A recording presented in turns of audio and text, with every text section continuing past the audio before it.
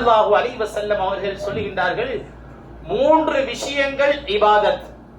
3 விஷயங்கள் இபாதத். நீ எதுவும் செய்ய வேணாம், சும்மா பார்த்தாலே இபாதத் என்றாங்க ஸல்லல்லாஹு அலைஹி வஸல்லம். அதிலே முதலிலே சொல்றார்கள், பெற்றோர்களை பார்த்தாலே இபாதத் என்று சொல்றாங்க ஸல்லல்லாஹு அலைஹி வஸல்லம். சும்மா பாருங்க,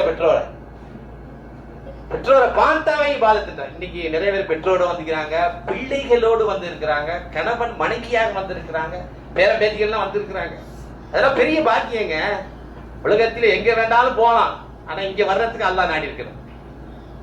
அப்ப முதலிலே பெற்றோர்களை பார்ப்பது இபாதத் என்று சொன்னார்கள் நபிகள் நாயகம் ரசூலுல்லாஹி ஸல்லல்லாஹு அலைஹி வஸல்லம் அவர்கள். இரண்டாவதாக சொன்னார்கள், குர்ஆனை பார்த்தாலே இபாதத். அல்லாஹு அக்பர். நமக்கு குர்ஆன் ஓத தெரியல, கவலை வேண்டாம், எடுத்து பாருங்க, எடுத்து முத்தமிடுங்கள், அது உங்களுடைய கண்ணுக்கு ஒளியை தரும்.